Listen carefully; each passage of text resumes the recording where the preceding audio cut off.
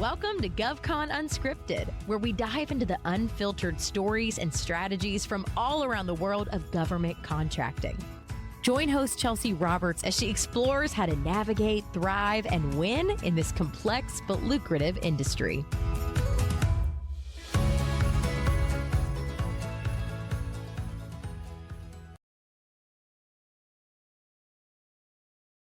All right. Hey, everyone, and welcome back to GovCon Unscripted. I'm your host, Chelsea Roberts, CEO of Collaborative Compositions. And today I've got with us Melinda Milheim, founder of Phoenix Canyon and Christopher Zebra International. Melinda, who are you and what do you do? Thanks, Chelsea. It's an honor to join you here today. Hi, everyone. I'm Melinda Milheim. And in a nutshell, I am on a quest to fix professional training. Let's be honest, most workplace trainings are boring. You leave with a stack of slides and nothing really sticks. It doesn't have to be that way. What makes my classes different is that I don't just teach the topics. I change the way professionals experience them. My classes are fun, they're engaging, and of course, I provide my students with the latest information. They get tools and techniques, things they can put into immediate improvements in their job. But one of the biggest differences, I have a very broad background. I take a big picture understanding of the topics, right? I incorporate my law degree, my MBA studies, and the years I spent working for the government where I handled over $7 billion with a B, $7 billion worth of federal contracts. I take all of that experience and more and apply it to the topics. So students walk away with a big picture view. They don't just learn the rules. They learn how to lead smarter, how to sharpen their judgment, and how to protect their organizations and themselves. Let me stress that, and themselves, because there are pitfalls to government contracting that have personal liability with them. It's important to know what those pitfalls are and how to avoid them. So I do all of this through the two companies I co-founded. For government personnel, we have Phoenix Canyon. Our company provides cutting-edge training for DWIA, FAC, core certifications, and more. And then for those of you who are in industry, we have Christopher Zebra International. Through that company, we focus on GovCon training, helping contractors master everything they need to succeed in the GovCon space. And at both companies, we live by a simple philosophy. Great training isn't just about information. It's about transformation. And if your last training didn't make you better at your job, it wasn't worth your time. So Chelsea, that's a nutshell. That's what I've been up to. That's fantastic. And that's incredible. You're doing so much right now. I love that.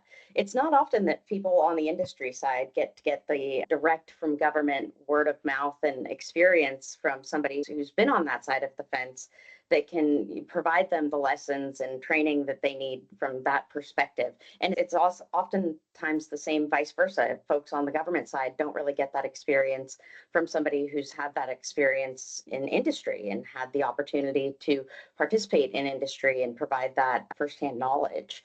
So I think that's an incredibly relatable skill set that you've got that's just absolutely invaluable in the training that you provide. Now, tell me a little bit about what started you in government. Where were you? What did you do? What was your role? Oh, absolutely. And I've got a story for you on that one. But before we do, just one more interesting point. By teaching government, and I teach at least a class a week. I do have a week off here and there, but generally about a class a week. So I'm constantly with government personnel. I'm hearing from the inside the struggles, the challenges, the changes, the momentum, the pushes they're getting in certain directions. I see and feel the trend lines across multiple agencies in real time.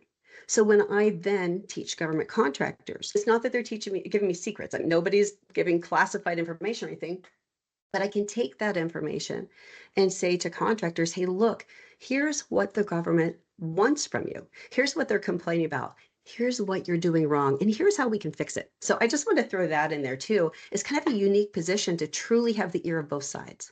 It really is. Absolutely. Yeah, so my government contracting happened by accident. Actually, I have a couple funny stories. I started off, I didn't have the money for college. I got out of high school. I'm living in a small town in Ohio, near the capital city. And my aunt said, hey, look, you're making like nothing at Domino's Pizza. I was a pizza delivery person. She said, look, there's a temp agency in town. If you go apply with them, you can get on at Calcan, the dog food company. And they pay, I don't remember what it was, but it was like crazy money for the time and the place. So I'm like, okay. So I go in for my interview and the lady looks at me and says, you want to go work in the dog food company? And I'm wearing a dress. I'm all ready for my interview and everything. And she's, are you sure? I'm like, oh, no, I'm a hard worker. Please give me a chance. I'll do a good job for you. She gives me the job. She's okay. All right. I get in there and I didn't know what to expect. I'm a teenager. I'm right out of high school. So I had to put on this big white suit. Like it covers everything. You have the hairnet, you have the whole thing and booties because it may be dog food, but they took the cleanliness seriously. Sure. So they didn't tell me what I'd be doing. They lead me up these winding, rickety stairs up to the top. And I'm going off memory. I'm going to say this was 3 to 4 stories high. And so Wow. I'm up at the top of this, it's like a warehouse, but the big factory, huge, tall building. Now, this was Ohio in the summer. If you know anything about summer in Ohio, we're talking like massive humidity, right? Yeah, Yeah. it's hot, it's humid, it's sticky. So I'm up there all covered up. They hand me ear protection, put in my ear. Then they hand me ear protection over my ear. And this is before we walked up there. And I'm like, okay, that's weird. Then they put me in this harness. It went all the way around and everything, and it had clips. So I get up to the top and they clipped me in. And my whole role was there were these conveyor belts that go side by side, deafening noise because it's metal on metal everywhere around Oh, me, going everywhere. oh, Yeah. And so my whole job is when a can flips over, I have to flip it back up. So it was horrible. It was loud. It was mind numbing. But the worst part was this. I walked along, it was literally a plank, like walking a plank, and they had these pipes. They weren't PVC pipes, but they were the metal version of what we think of plumbing pipes. mhm. And they would be like this, and there's these wires that I'm clipped into. And so I'm walking along this thing, and below me are swirling vats of dog food. They're probably 10, 14 feet wide, boiling, steaming. And the stench in Ohio summer and the humidity was just horrendous. Yeah. And I'm looking down, going, this is how I'm going to die. This is how I'm going to die. As you might imagine, I didn't last. And I had to go back to the lady. She was so nice. I didn't want to let her down. So I went in person. And I couldn't even, by the way, you couldn't even wash the smell out of your hair, like days. Oh, It was, yeah, it oh was horrible. gosh. No amount of money was worth it to me. So my hat's off to people who are doing it. So I go back to the lady. I'm like, I'm so sorry. You're right. How long do you need me to work? So you find some, she's like, honey, we have a list of people. She's, don't worry about it. She's, would you like to be a receptionist? I feel like you could be a receptionist. I'm like, oh, sure. She's, no, you have to type. I'm like, oh, I took typing in high school. She's okay. We got to give you a test. And I thought, oh no, because, nervous typer. Yeah. Not that I was a great typer back then. Now I do a million miles a minute. But I sit down, I bombed that test. I was nervous. And she's, oh, really can't use you. I'm like, okay, thank you. If anything changes, let me know. A few weeks later, I get a call. It was like 11:30 at night on a Sunday. And she said, I have a problem. I have a bad problem. I have a new client that we have been working so hard to get. We just landed them. And the person who's supposed to go tomorrow isn't showing up. And I've called everybody. I've got nobody. I need someone there at 6 a.m. Now, this is clear across the other side of the big city. It take me about an hour and a half to even get there. It's 11:30 now. I didn't sleep, not really, because I'm even Yeah. freaking out about where I'm going to go and all this stuff. So I show up early. Oh, and she also said, look, I know you don't know how to do this, but don't tell them that. Go in there, just play it off. You know what you're doing. And as soon as I get somebody, I'll call and they're going to say, you didn't do a good job. She's like, don't worry about that. We'll just get someone else in there. And I owe you one. I'm like, okay, no problem. So I go, show up early. I get there. I'm dressed my best, nervous as heck, but I'm trying not to show it. And I sit down. They start showing me the work. I am a quick learner and I like to think I'm a smart person. And I picked up way better than I guess was anticipated. So the other thing I did is I worked through my breaks. I didn't charge them. I worked through my lunch. Wow. I didn't charge them. Yeah. And so this was a few day assignment. But so she called, she couldn't find anybody till the second day. So she put off calling. When she calls up, she said, oh, I'm just checking on seeing how Melinda's doing. And they said, oh, she's doing great. She said, oh, I know. What? Oh, of course. We only send her to you because she's fantastic. So she calls me later. She says, I don't know what you did, but good job. And I bumbled my way through it. Don't get me wrong, but Sure. I did okay. So that company, they had me working on government contracts. Oh. Because I had this much experience doing the most entry-level thing. The next time she had somebody who had a government contract who needed a temp, she sent me to them. And she said, she's worked on these things before. And after a while, I worked on so many of them that I truly started learning what I was doing. And then I started noticing patterns. And so this is something that I always talk about in my classes. One thing that can set you apart in your career is when you notice these patterns and you become a person who becomes the process improvement person. So here's what I did. This was long before people use this term, but I would go out to another government contractor and I'd learn their process. They'd train me on what they want me to do, and I'm doing things. And I started seeing that the really successful ones did things a certain way, and certain things didn't tend to work. I went in there and I would say, oh, so I get trained. I say, I see you're doing this. A lot of really successful government contractors are doing this. Would you like me to try it out for you? Or would you like me to set it up or whatever? And that usually, not always, some people don't like change, but a lot of them went, yeah, I would. And so I started getting a reputation as a process improvement person. Again, this is before it was a buzzword. Sure. But that right there was the beginning of my GovCon consulting kind of stuff. I fell into it. So flash forward many years. I did get to college, and then I got to law school, and then I got out of law school. My husband was active duty military. I was Army Reserves for a number of years, but at this point I was out. He was active duty military. He's retiring.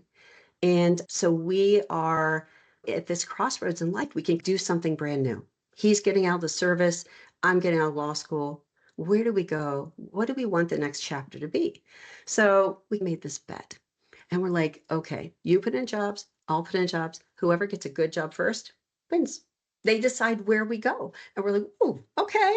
So, I'm putting in like picture Hawaii. Oh, yeah. All the nice areas, right? Oh, Yeah. please. Something with a beach. No, oh yeah, I had a whole dream list. And he's putting in his things and it comes to me as I won. I'm like, you won. Okay, where are we going? He's like, Southern California.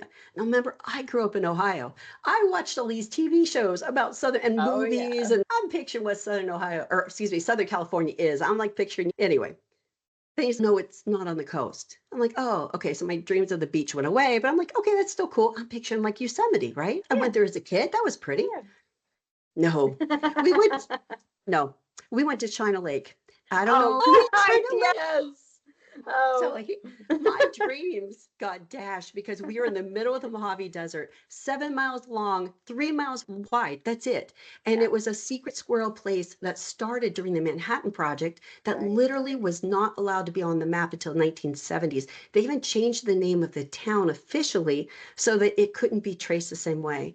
It's a base the size of Rhode Island, owned by the Navy in the middle of the Mojave Desert, butts up to Death Valley on one side and some other places. But there's no water there. The water rights were given away many years ago.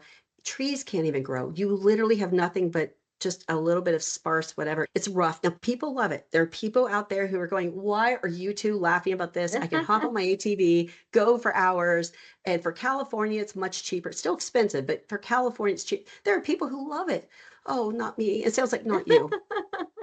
So we get there, and I just got out of law school. I was going to practice law. I was going to be a big city attorney. No, to get to the next town was an hour and 45 minutes, depends on how fast you want to drive, hard mountain drive through mountain passes and everything, one way. The other direction, if you go to the other nearest city, was 2 hours and 25 minutes. And that was through winding passes. You could not speed. You would go over a cliff, you'd die. So there's no courthouse work. This was before COVID. There was no online attorneys then. So I had to rethink my entire future. So I thought, okay, I've got a little GI Bill money left. Oh, first I started applying on the base because that's the only thing in town. The base, the hospital, Walmart. So I'm applying on the base, and I thought government contracting. I went to law school. I'd done stuff with government contractors before. Makes sense. I applied and applied, and nothing happened. Nothing. I got nothing. And I started to feel really bad about myself. I don't know how many of you and like how many people have been in the job market before when you just get, and there's nothing else there. So I thought with a little more GI Bill money, I'd like to learn more about business. Started working on my MBA. So I'm getting to the end of the MBA program, and I'm getting really nervous because now there's no more GI Bill money. I'm going to have a gap in my resume, which is often considered bad. I met a lady. Who knew somebody else, who knew somebody else, who put me in the right spot, and I got hired. So I finally get hired. years into it. And I get there and I'm very nervous. I'm very excited, but there are no other options for me. This has to work. So I get in there and the people who interviewed me, that wasn't my boss. So I get in there and my PCO, PCO, CO, and KO are really the same person. Depends where you are, what they call them, but the contracting officer. So I'm a contract specialist. Yeah. My contracting officer, I walk in the door. He looks me down. He looks me up. He's this Army guy, gruff. Now, I had been in the Army Reserves. I'm used to Army people, but it's still intimidating, right? Looks me down, looks me up, and kind of makes a snort like, great, this is what I've got to work with. And he looks at me and goes, so here's the thing. Dylan's on leave. I got a $20 million Mac IDIQ and I need section L and M by Friday. I just must have had a blank look on my face. Yeah. Because he goes, I know you don't know what that is, but you better figure it out. And I thought, oh my God, what I get myself into. And I went home and cried. That's what, what do people do? They go home and cry. But I figured it out. I did figure it out. And I figured it out. I'm a hard worker. I like to think I'm smart. I really worked hard and I did great. And not only did I figure it out, I became the Mac IDIQ person on our team. So I was on a CIBR team and I learned the CIBR stuff, but I started doing the biggest dollars on our team, the most complicated stuff.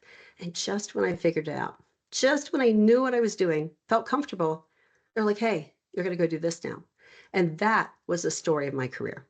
Every single time I figured out roughly what I was doing, they put me on something bigger, harder, more complex. Looking back, it was the best thing that could have ever happened to me. But at the time, it was horrendous. I was complaining. I was crying. It was terrible. But in the course of my career, I worked on I'm going to say almost every contract type. Some of the most complex things. I went to work on major weapon systems, missile systems. I eventually ended up being voluntold to go into a professional corps position, but it was a whole new type of corps that was from pre-award all the way to post-award. I got put on the Boeing IPT. It was a 1.2 something billion dollar contract. The pre-award for that was $5 billion. I was put into OTAs on software where we were moving everything to the cloud, which at the time was unheard of, especially classified and unclassified. And at the time, this was crazy. And so I did all this stuff and I just got my feet under me. And my husband said, guess what? I got a new job. So I'm like, okay, I was working in an advanced weapons lab. Red lights would go on when people come in the door. Yeah. So you can't even talk about anything. Like it's red lights for visitors. You can't do it from home. So my job's gone. Okay, new chapter. Yeah, and that's kind of the theme of the show, isn't it? New chapters. How do you address it? So I looked at my resume and I thought, well, I did all these types of contracts. I'm talking engineering, I did commercial, you name it, I did it. The one thing I didn't do was medical.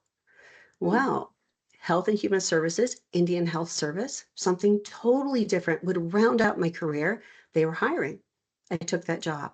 And it was way lower dollar numbers, drastically lower. But it was during the tail end of the pandemic. And try to get medical professionals in the middle of the pandemic to go to remote locations. We had a spot at the bottom of the Grand Canyon. You could only get in by helicopter or mule. Like, this is as remote as it gets. So now during COVID, when everyone else has surge pricing, I got to get somebody to go in. And by the way, I can only pay you 2 days a week. Oh, and by the way, we're talking rock bottom government prices. Oh, man. It was lowest dollar numbers I've ever worked with, but by far the hardest job ever. So again, my hat's off to everyone doing that job because we were understaffed, underpaid, overworked. It was a thankless job, but these people would die. You had to get it done. So my hat's off to everybody. I only lasted about a year. And then I thought, okay, new chapter. So what do you do? And that again is the theme, right? You're leaving, because I thought, do I leave government service? Yeah. And I really went through it and I thought, yeah, it's time. My husband still worked for the government, so we had security in that way. And I went for it. So the very first job that I took, and this one isn't even on my resume, I got a job at Fisker, the now defunct car company. It was a startup. Yeah. And it was significantly more than I made in the government. By the way, I don't know if you know this statistic, 27%. That is the official number. If you work in the government, on average, you make 27% less than your civilian counterparts. 27% less. Yeah. Yeah. People talk about government workers are overpaid. Yeah, but in reality, if you look at 27% for your entire career and those numbers build, they actually lose money. There's a lot of true service that comes from government service. So again, I always thank the government workers. At the end of every class I do with government, I thank them for their service because we thank military and we should. Right. We should absolutely thank veterans.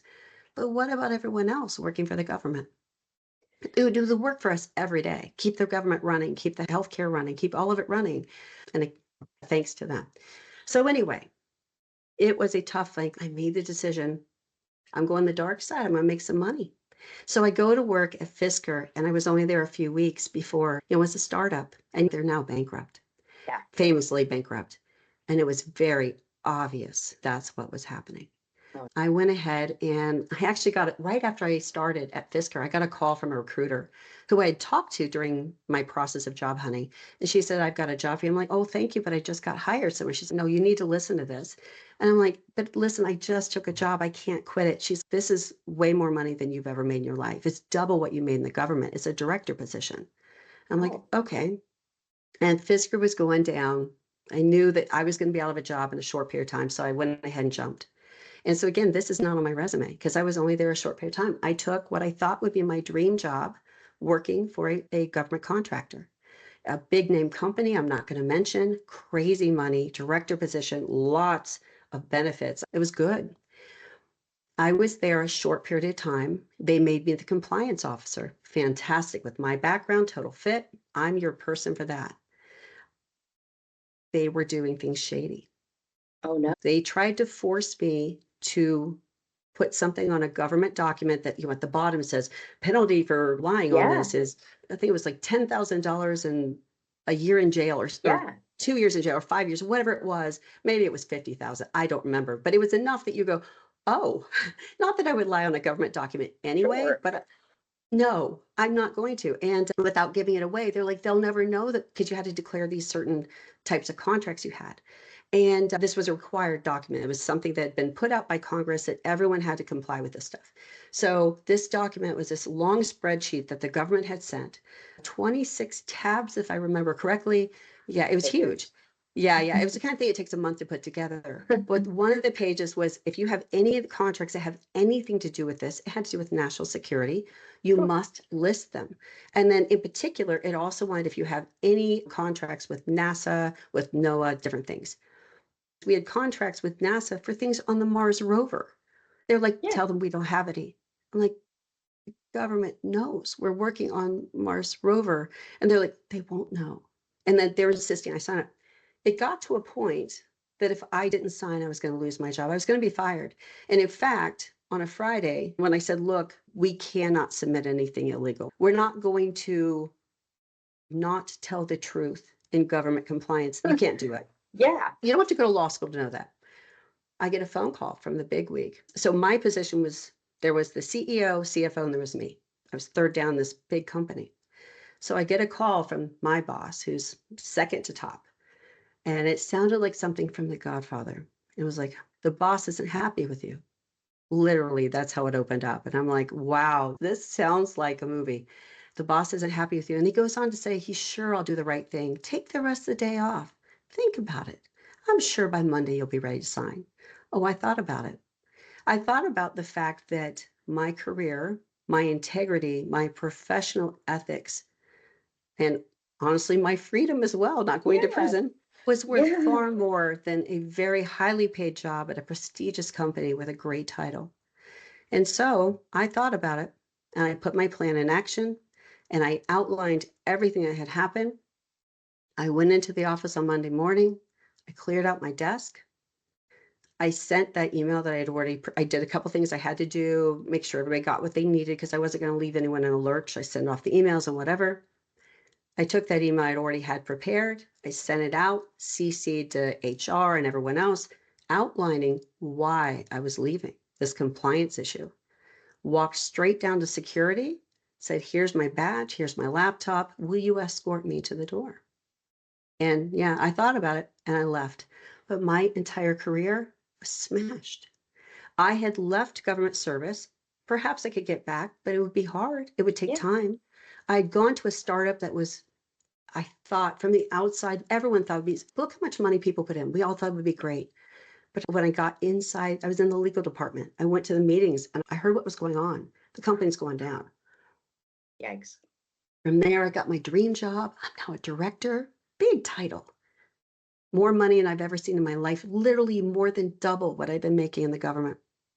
And that's gone. Where am I now? Talk about that theme of the show, starting over.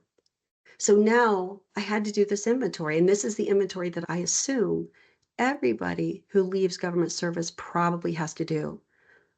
What's next? What are my strengths? What do I have to offer? New chapter, all of that type of thing. And so one of the things that I often think about is it's not so much that you're starting over because you already have all that experience. Maybe don't think about it as starting over. Think about it as bringing your experience forward. So you have that confidence. Because if you've been working in the government and you've been successful, you have some skills. There's no way around it. Yeah. So from there, I felt like my best option was to become a consultant. And I hung out my own shingle. And I would love to tell you the sales pitch that I was so successful. And I had some success, don't get me wrong, I did. But the money was a fraction of what I made in the government. I was working so hard trying to get clients in that early point. I wouldn't say it was a failure. It was a great learning experience. I learned so much, but it was rough. And around that time, one of the biggest consultant firms in America started recruiting me and recruiting me hard. Big firm life. Yeah, it's on my resume. Everybody can see it. I went to work for Moss Adams. That's not a secret. So if you look at my LinkedIn, you'll see that. Yeah, at the time, they were the 12th largest consulting firm in America. They went back and forth between 11th and 12th which year, and they actually had a national or international ranking. They're so big. Like 4,000 or 5,000 employees and billions of dollars a year income. So I knew from law school what big firm life would be like. They make TV shows about firms because it's so much power and money that it becomes drama. Everything becomes drama, and there's infighting, and it's the makings of a good show, a good book, a good movie plot. I said yes. And I knew it would be rough because that's what big firm life is. They chew you up and you out. But I knew it'd be more money than I'd ever made in my life. And if I could make it a year, my resume would be made again. I'd be back on track. And having that on top of the government contracting, like working for contractors, and the experience I had was great doing that stuff. And then having worked for the government itself, all of this stuff, it really made my career. So I went to work. I lasted a year and a half, and they started to go through a merger. And they went to a merger, and if this is public knowledge, they merged with Baker Tilly this last summer. And Baker Tilly was ranked 11th. They were ranked 12th. Together, they became 6th in the nation. Wow. But if you left before, at least when I went to leave, this is the word that was put out at that moment. If you left before the merger went through, you took your PTO with you. If not, they were going to convert to unlimited. So I took the cash, left, and that's when I started putting my companies together. Now, in the meantime, starting about the time I left government service, maybe a little after that, I did start teaching government contracting through another company who had a DAU contract where they had the equivalency for DAU, they could transfer credits in. So all those required classes, contracting, core, PM, like project management, program management, and more. Like I would teach procurement innovation, critical thinking, decision making, all sorts of stuff like this. So I'd been teaching these along the way. When I left Moss Adams, I started teaching more often, but then I realized there's a better way of doing it. And as I was teaching, I did it my way, not always making everyone happy and the higher of the other company, but I got top ratings. I continually had repeat students, and I had people saying, look, the way you teach, it's so much better. I'm getting so much more out of it. They said it in different ways, but that was always the bottom line. So that's when I decided, talking about that change in chapter, I realized a while back that this was my passion. And I wish I'd realized it way back, and I would have started doing it way sooner, because when I end the class at the end of the day, I'm actually sad. And that's, wow, you're in the right job if you don't want to go home. So yeah, this is my future. And I bring that passion and love for this into both those companies. So there you go. That is my career story. But if I can make these changes, I feel like everyone else can too.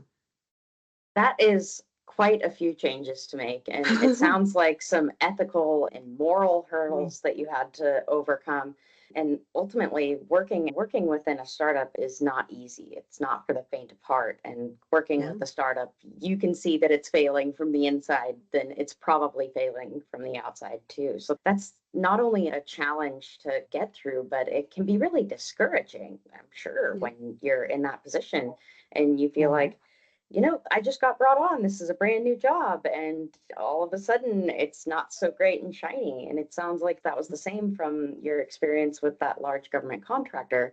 It was Yeah. like a bright and shiny big opportunity, but they didn't really ultimately, from the inside, once you got in and dug in, there was some not so shiny parts about that opportunity that posed some challenges, not only to your personal and professional life, but to your freedom, as you said. I think not everybody, and I don't know, but do you know, did they bring somebody else on who was willing to forge and lie and cheat their way through that application?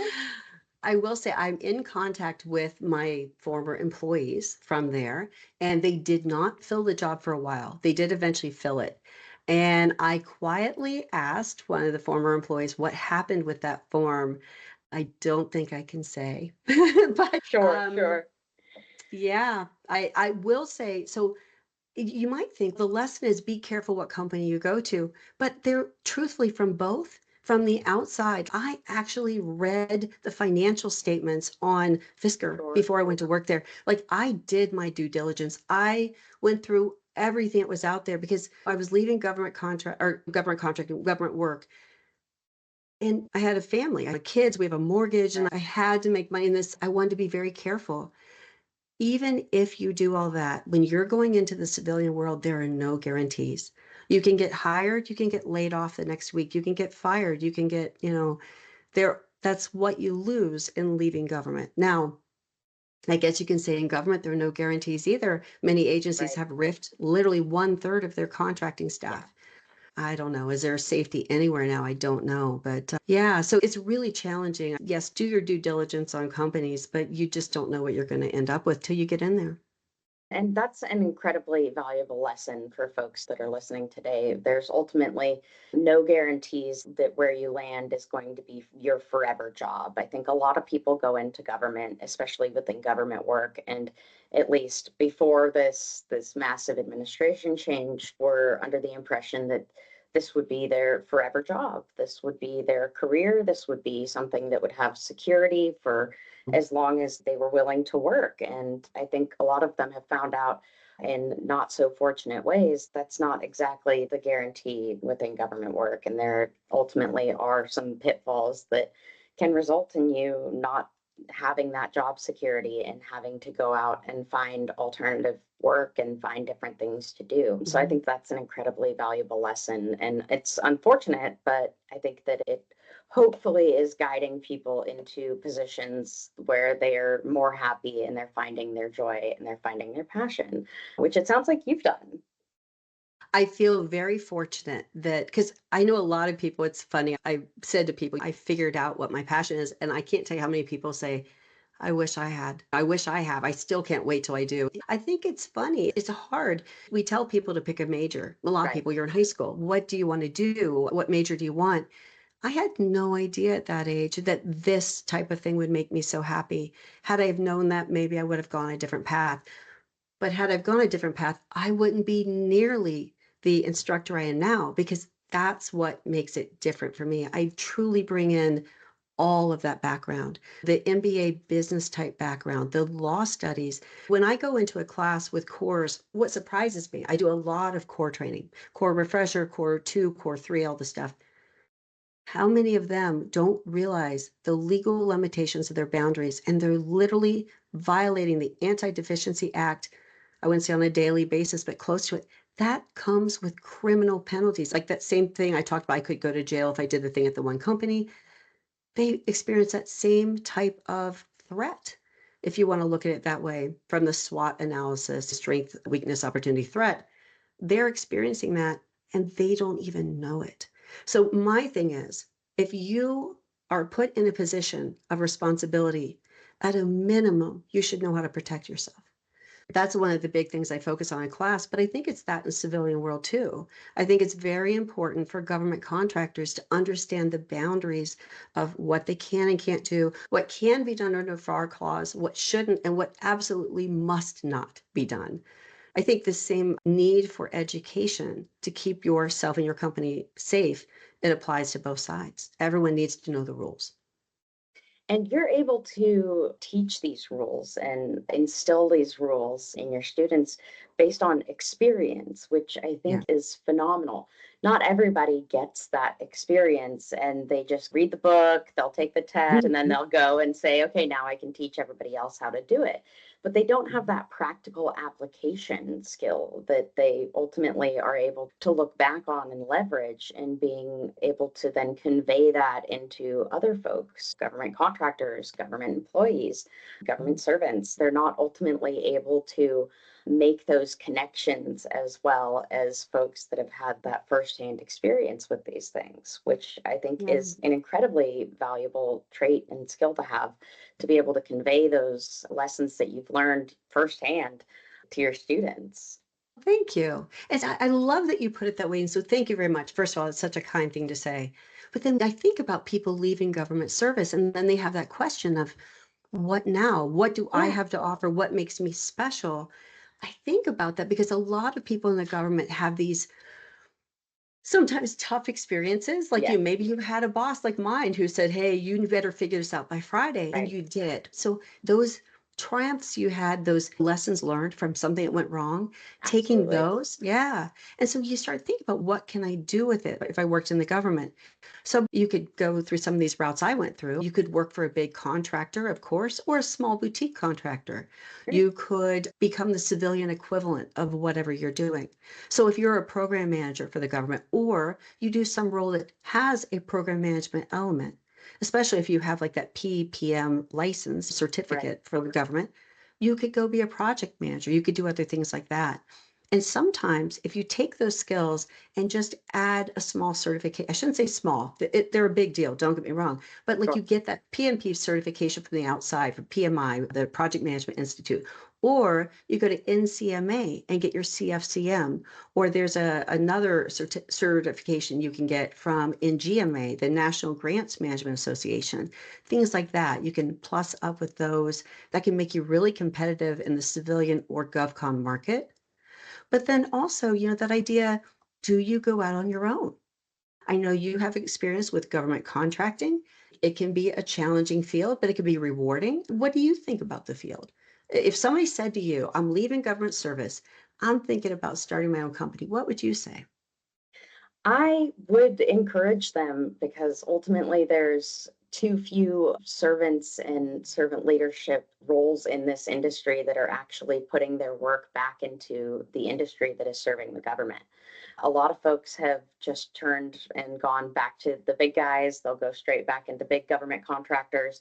And there's not enough folks that have the experience like what you have, that are helping small, mid-sized government contractors figure out the ins and outs and learn and make it up those hills that they have to climb in the government contracting industry. So I think there's plenty of work out there for everybody. And honestly, your skills and experience are not only incredibly valuable, they're really useful for those companies that are finding that they're struggling with understanding the ins and outs of the types of roles that you've probably done in the government. So I think that there's a lot of opportunity out there. And I personally, from not having really ever worked much within the commercial direct to direct sales, direct to customer, or B2B, there's so much differentiation and there's so much specialty that you can get working with and within the government, that it really lends itself well to having your own gig, doing your own thing, and providing those skills and putting that knowledge, instilling that knowledge into the companies that you're working with. That I think it's absolutely an opportunity for folks to look at spreading their wings and doing their own entrepreneurial thing. So that's my take on it. I'm absolutely encouraging of folks hanging out their own shingle and trying to make a difference in the industry that they once worked on the other side of. Yeah. I think you're absolutely right. If you think about it, who knows it better than the people on the other side? So let's Right. say, for example, if you wanted to start either a consulting firm or a small company or whatever, where you're going to help people do their proposals. Now, this doesn't mean that you have to have this experience to be good at this, but if you think about it in a way, who better to help somebody refine and write a proposal than the people who used to grade them? Yeah, exactly. Because you have that insight of what the government really looks at and why. Right. Because when I teach the why behind the how. So not just what do you look at, but things like the responsibility determination, things like this Right. that they're looking for that somebody on the government contracting side may not even be aware it's a thing. Yeah, there's so much out there if you use a little creative thinking.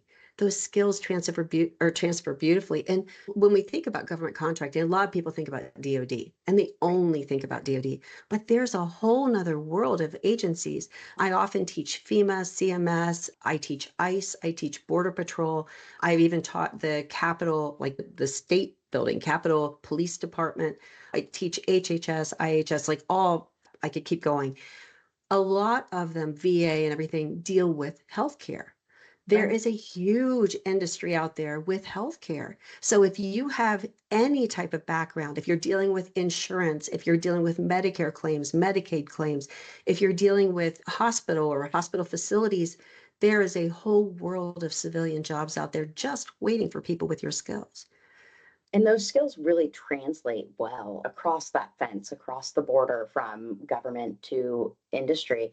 And I think that you mentioned something particularly important for folks is that generally there are civilian equivalents of your role. There are contract Mhm. managers in companies, there are proposal managers and writers in companies.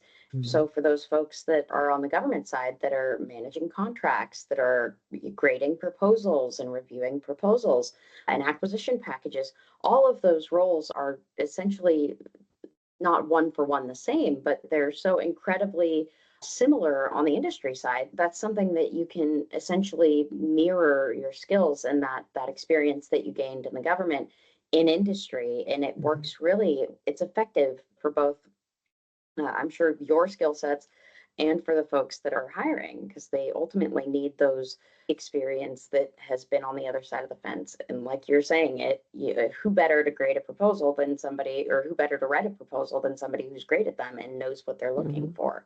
Oh, I yeah. think you're absolutely right on that. Well, your point's so good. Could we take just a second and talk Yeah. about all of my brethren in the contracting offices? Because Yes. I have a Yes. couple ideas for you if you're going to get out. So you think about, okay, if you're at the top end of your career, of course, there's director of contracts, there's things like that.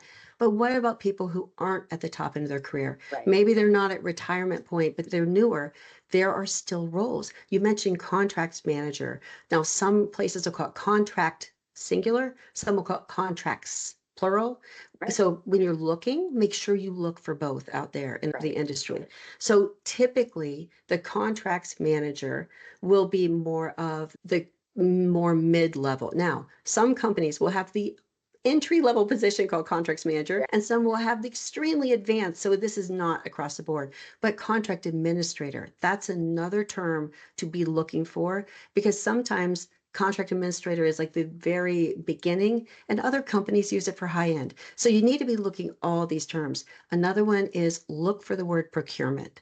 And a lot Yes. of Yes. companies, yeah, they'll call it procurement manager, Hmm. procurement whatever. And another idea that I think people may not think about is if you've been doing this, you could be subcontracts manager or like a Right. subcontracting manager, whatever, because if you can do the one, you can do the other. So that's a whole nother area of jobs that you can look for that you will excel in. And do you teach this to your students? Do you ever I do. teach courses that deal with like effective transition or finding roles within the civilian side or within industry to Well, government folks? this is a great question. So officially, the answer is no. Officially, the answer is no. But the reality is, over the past 6 months, I guess we could count back. I've had students who were in a panic because they're like, everybody in my office has been riffed. I don't know if I'm next. And people are living with this uncertainty. So when we teach classes, when I teach classes, we have discussions. Group discussions are part of it. We talk about the industry, we talk about challenges, whatever. And inevitably, especially a couple months ago, this whole thing of, I don't know what's going to happen if I lose my job would come up. And so the conversation would go there. And I'd be like, yeah, let's talk about that. And we'd have different people in the class. I'd say, okay, so talking about what you do, what are your primary skills? Now let's just real quick, take a few minutes and brainstorm. What would that be on the outside? And after we would do it for a little bit, people would feel better because they'd realize, wow, okay, I may be working on, let's use the missile example, because I was on missile contracts for a while. Sure. I'm working on missile contracts. Who needs people working on, like maybe if you go to Raytheon, sure, but otherwise, like it's not GM is Yeah. going to hire. But I would be like, okay, but what do you do on a daily basis? Let's see. I make sure that the contract is administered correctly. I make sure that the billing matches. I make sure that the quality of what's delivered matches what's in the contract. And we'd Right. go through this and I'd be like, those are universal. Every single company that's in business needs somebody to deal with billing, to deal with quality, to having oversight, program management, scheduling. These are universal skills. So one thing to think about too, if you're getting out, look at those universal skills and where you can like pull those buzzwords into your resume. I talked about process improvement. If you have ever come up with a tool, a technique, a template, something that improved your office, that reduced lead time, if reduced the rejection rate for something, if it made things faster, if it made it so you had one FTE less per year of work, put that on your resume, process improvement. If you've managed people, put that in there. Talk about leadership. Again, program management. If you have been tracking a project or a program in any manner, you got program management skills. Put those in there. Again, contracting. If you read contracts, if you deal with them, if you draft them, if you edit them, review them, if you're dealing with proposals, things like this, start looking for these buzzwords. Here's a trick you can do. You can look at the ads for those jobs that you're looking at. Let's say you want contracts manager and you go through and you read it. Look at those terms and make sure you have them in your resume. Because if you've been working in the government in a contracting office, I can almost guarantee you've done pretty much everything in that job description. Find an example of it, add it to your resume. Do you also suggest that people include like courses that they took while they were in working with the government or on the government side? Okay, that is such a smart question. Oh my gosh. Let me share this with you. If you have any certification, because government, they're required certification. Under DOE and FAC, you have to go through certifications. If you're in a contracts office, if you do core, you have to have certifications. Again, PPM, project program manager. Put those on there. If you have a cybersecurity certification, if you have any of that, put all those on there because companies will pay for those certifications. And if they don't pay for them, pay like you get more money based on, but sometimes it's not that they pay more, it's that is the gate. They won't Right. even hire somebody. You won't even make it to the interview if you don't have something on there. Now, something else you can do is get that civilian equivalent certification. So again, if you're doing anything in the realm of project program manager, or you want that on your resume to be eligible for those jobs, get that PMP certification. Sure. Here's a little secret that I was told by somebody who worked at a subsidiary of Raytheon many years ago when I was in government contracting. The CFCM, it's the National Contracting Management Association, runs these certifications.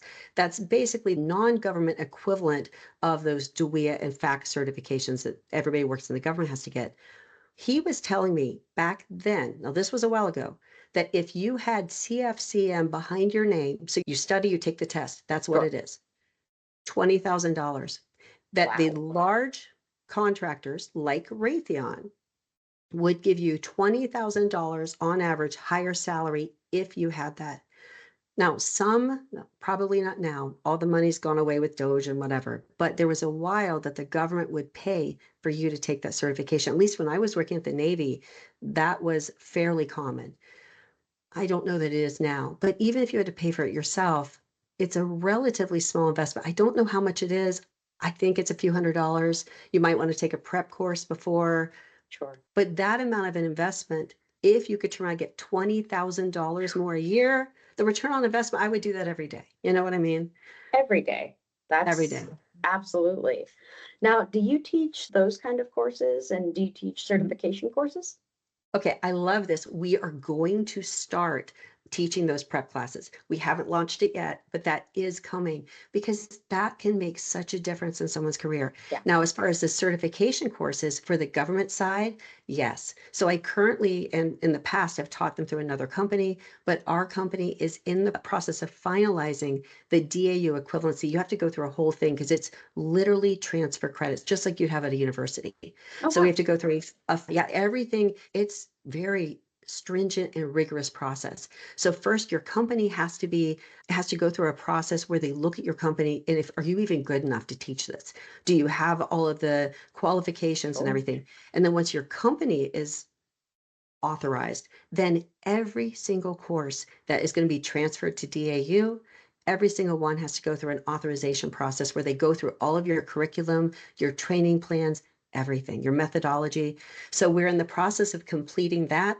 Depends on when people watch this. We probably already have it in place by the time they watch it. So by the time they watch it, we'll probably have all of this up and running. Wow, that's fantastic.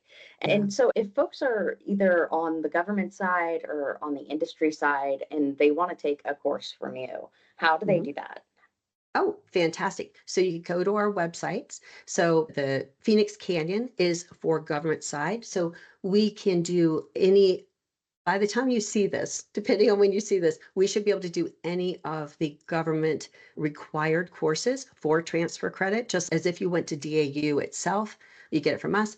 But then we would also have the other things that should be able to transfer for your CLP credits. You have to get so many ongoing Sure. education credits per year. So that would be the government side, Phoenix Canyon, so phoenixcanyon.com. And then the other one is ChristopherZebra.com. It's Christopher Zebra International, but ChristopherZebra.com. And in there, we have more of the GovCon focus. So we teach you virtually the same things, but it's a different perspective. Because on the one, we're teaching the government contractors, how do you set your evaluation criteria that's going to be in that solicitation? How do you tie it into a very beautifully written statement of work? All of that. If you're on the government side, you need to know how to answer that solicitation. What are they really looking for? How to put together these other types of documents. So we take the same information, but we do tweak it to make sure everybody gets what they need. So that's the magic thing. If you want to get hold of us, you can go to christopherreceiver.com, phoenixcanyon.com, or you can go to, if you want to just reach me directly, you could do Melinda at phoenixcanyon.com and that'll come straight to me and I will answer everything within 24 hours. Wow, that's first of all Yeah. a very quick turnaround. So definitely, I suggest that's the direct route to go. I don't Yeah. know many people that are within that 24-hour window. Yeah. Most of them are 48 or more. Yeah, But I do now over the weekend, not so much, but 24 sure, business hours. Also, you can reach out to me on LinkedIn. I'm on LinkedIn yeah. and I do post things from time to time. But yeah, Melinda Milheim on Milheim on LinkedIn too. And now, if people are curious about what courses they should take, or they want some input into which direction or which route they should go in terms of continuing education and continual learning in their careers, can they reach out to you with questions about that? Oh, absolutely. One of the things I do with every single class, I always tell people, reach out to me.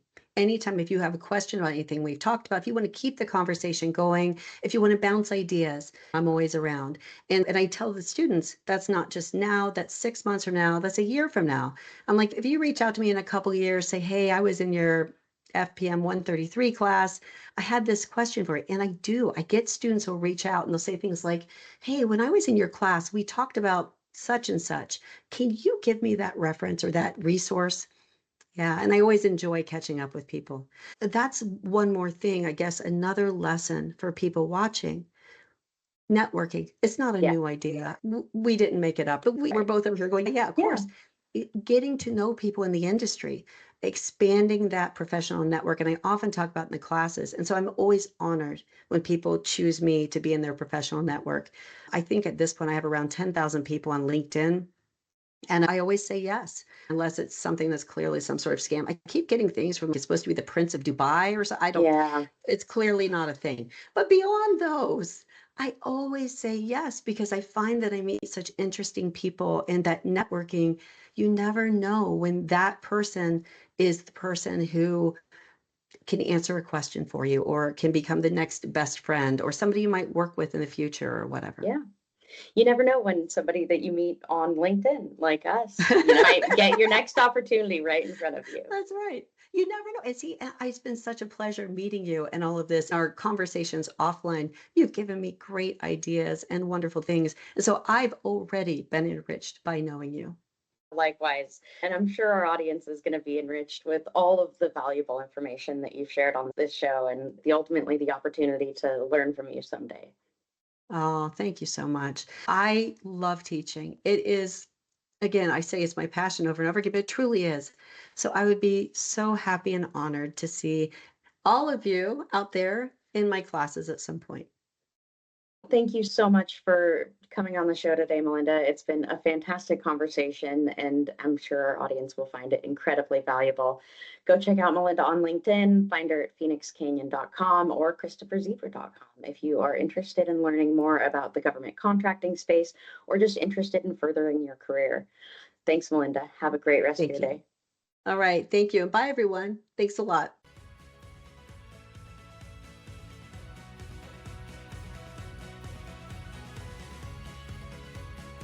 Thanks for listening to this episode of GovCon Unscripted with your host, Chelsea Roberts. Do you have a GovCon story or need guidance in government contracting? Connect with Chelsea on LinkedIn to be a guest on the show or to enhance your business strategy. Don't forget, your network is your net worth. If you liked what you heard, don't forget to subscribe, leave a review, and share this episode with your growing GovCon community.